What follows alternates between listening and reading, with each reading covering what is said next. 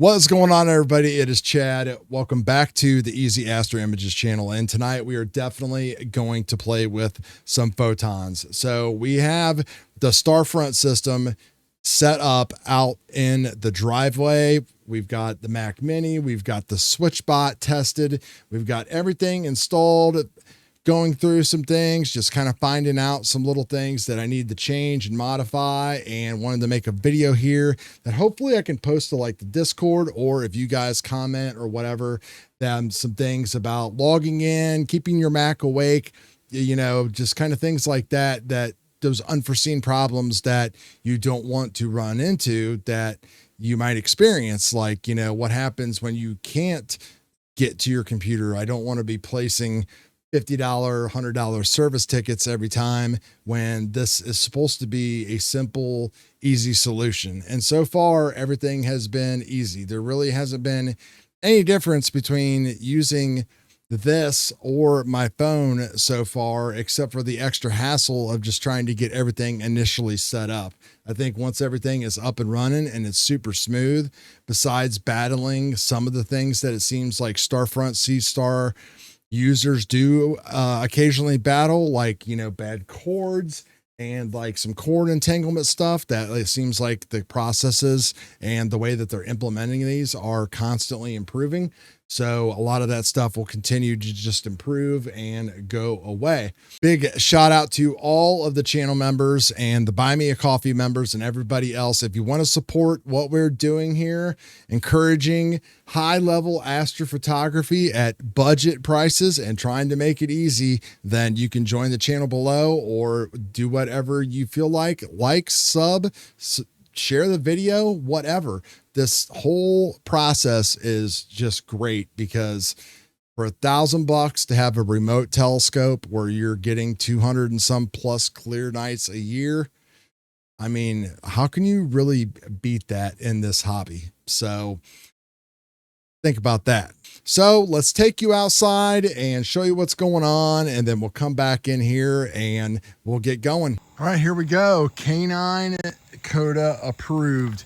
We're actually playing with a new S30 tonight. Found a great deal on one for $250. So pretty stoked about that. We're gonna leave that one here at home and play with that so we can do wide field stuff a little bit easier, even though if you have two of them, but this can do, you know, one exposure, cover the entire field that the S50 can in mosaic mode. We can knock out more time, wider field targets.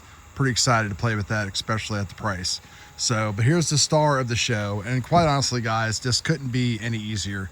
Now, the William Optics wedge is what is actually going with that S50 to Starfront. So in the end, we'll have the S30 at home with the S50, and we'll decide which one of them that we will put on the AVX with the CELESTRON wedge.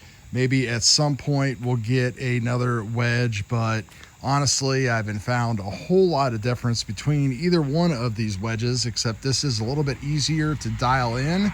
But as far as how it holds, well, unless you're doing something that's permanently mounted, even as tough as the AVX tripod is, you're still like looking at an issue.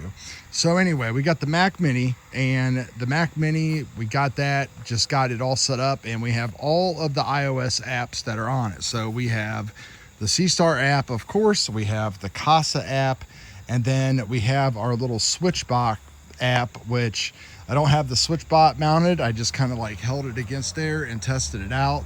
I'll show you it on the bench. It's this little box that little lever comes down to like press the button.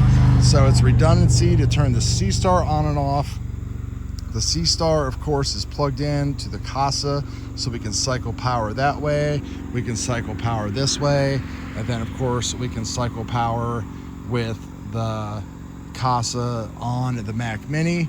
And if all of that fails, then of course it's going to be up to Starfront to take care of the rest of it for us.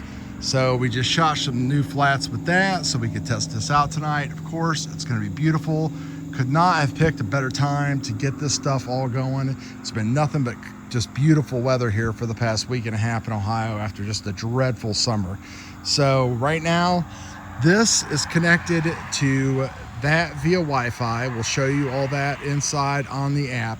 And then this will be just like it's hooked up at Starfront. We got Ethernet cable, so we connect to the Mac Mini with desktop, remote desktop, AnyDesk, whatever.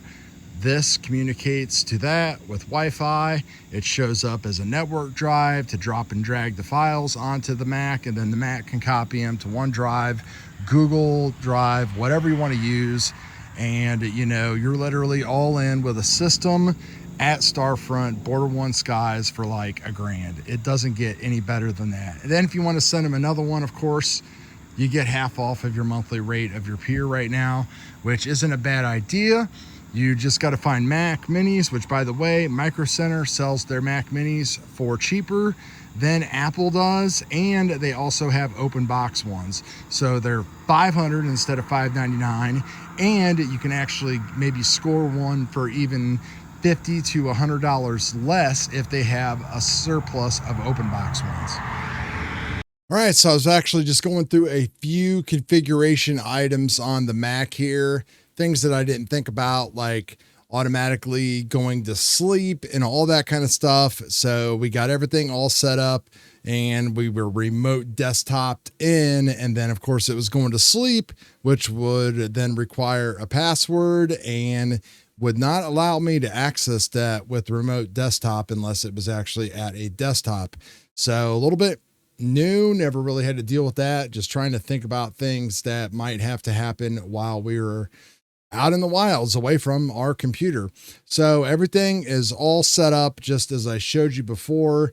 I've went through and done a equatorial alignment per se, if that's what you want to call it on here. So we can take a look at that and run that again real quick just to show you, get the deviation. I usually run this a couple times just to make sure that everything is set up and looks cochise. And, you know, once your numbers kind of come back all within the same range that you're happy with 2 or 3 times, it's about as good as you can get. The rest is just pretty much left up to the luck of the draw as far as I'm concerned, because, you know, I would much rather have 30-second exposures all day long, but in actuality, it just isn't going to happen. So you just kind of work with what you've got. I do have the S30 running, and it's a wider field of view, so it should track a lot better. And it's it still drops frames too. So it's just part of the stuff that you have to deal with, that you're just not going to get every frame, and probably have to live with the 20-second exposures. Now, they say, of course, the people at Starfront, and I totally believe them, are a lot better at polar aligning and setting up this whole system than we are. But, for the S30, that's what we're looking at right there at the elephant trunk. Just been running 17 minutes here. Just been running like an hour plan just to kind of test out the S30 and play with it. And right off the bat, I can tell you, boy, I love just being able to capture the big, large exposure all in one screen. So, man, it will be great whenever ZWO comes out with something that's a little bit more powerful. I cannot wait for the day when we have like a 533 sensor that's cooled and everything else. Come on, ZWO. We're ready to roll with this smart telescope stuff. So quit shortchanging us advanced users.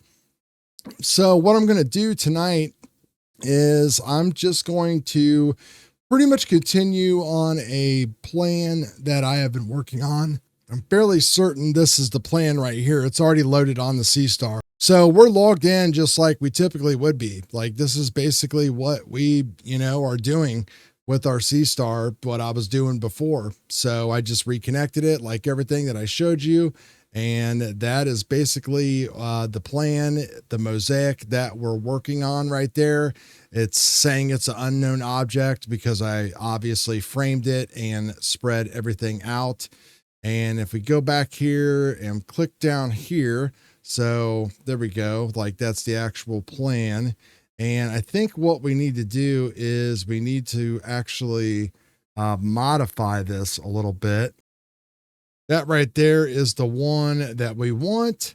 So I'm just going to go ahead and click on that and want to just double check it and check our time here. Don't want to delete it. View the plan. It's just going to show that. And I thought there was a way that I can actually extend out the time. I think it's just going to go ahead and do that for me anyway. Obviously, we're starting a little bit later than we typically do, and we're just going to click on restart, clear the capture record of all the targets, confirm, and that is what we're going to be running. So we're going to be running that same plan that we've been running before. If we go into the album here real quick, we can look at the Seestar, and this is kind of like the unknown mosaic that it's been running right here. You can see that we've got 2 separate nights that we've been running on this plan. And, you know, we've got obviously saying right now 1,538 subs. So how many of those will be good? Who knows? But we'll go through those whenever we go through those. Hopefully I can get a couple more nights on this. And then I'm pretty much running the exact same thing on the S30 right now, just for tonight for testing, which seems kind of silly, but you know, it's just kind of where I'm at with it. Just an easy test on its maiden voyage. And then we're just going to let this pretty much run and capture. And I have complete faith that the Seestar is going to do everything that it needs to do, because there's no difference in what we set it up to do every other night that we've used it. The only difference now is that we are controlling everything natively through the Mac. And you can see that we've cleaned up pretty much the toolbar down here. We've got the AnyDesk going on. We've got the Seestar app. We've got the CASA app, and we have the SwitchBot app. The SwitchBot basically is this thing little right here. And what I should be able to do is just open the SwitchBot app right here, and for some reason, it's going to make me sign in. And of course, it's out of Bluetooth range from the Mac, so I can't activate it on there, but I could off of my phone. So we'll go ahead and close that out. And I guess I should probably look at the CASA app as well. And it looks like we're already signed in on that. You can see that we've got 2 plugs running. We've got our Mac plug and our Seestar plug. So CASA is all up and running. So that's all good. Seestar's up and running. Remote desktop obviously works. We've got the Seestar here collecting data on us. And you can see we've stacked a couple frames. We're not ignoring anybody right now, so that is all good. The other cool thing that you can see is that if you go down here to Finder, and if we just go and click on Network, you can see now that we have access to the Seestar drive automatically.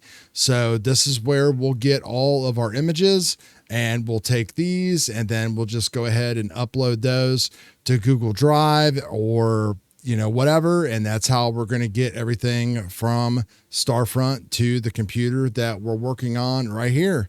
So everything is working pretty well and pretty easy, just like I assumed it would. No big deal, but it's just good to show, I think, everybody just how easy it is and just kind of go through some things. And hopefully, you know, we'll get the video out within the next day or so people can take a look at it. And then if there's any other type of Seestar users out there, maybe they can make some more recommendations on things that I need to do or that I need to try. I've been asking random questions on the Discord and all that stuff, and everybody's been super responsive, but it seemed like for a couple days, you think that you understand and you know everything, but then there's a couple things that pop up that you missed. Like, for example, tonight it was going to sleep. So, you know, that must be a thing because I was having a problem with it here. So now I have to, you know, kind of keep an eye, maybe log back into remote desktop like every hour, make sure that the actual computer isn't going to sleep. So as far as I know, everything is always going to be pretty much in an always on type of state as far as everything goes. And then when it comes to, you know, having to interact with it, to log in, to actually get it to the home screen here, to log in and use a remote desktop, not 100% sure if like that's the right idea, the right solution, or if people are doing that a different way. It's kind of hard to ask those questions in like a Discord or a forum. Maybe I'll try uploading like this video to that and see if I can get some better answers, because that will just, I think, help more people and encourage it, because, you know, this is the easiest way to go. And we've, again, demonstrated, and people keep demonstrating time after time, that you can get very, very great images off of these things. Don't think I need to repeat myself about that anymore. We've kind of beat that dead horse. So anyway, appreciate all you guys. We'll show you some images that we're getting out of this stuff and keep bringing you along on the voyage. We'll talk to you later. Peace.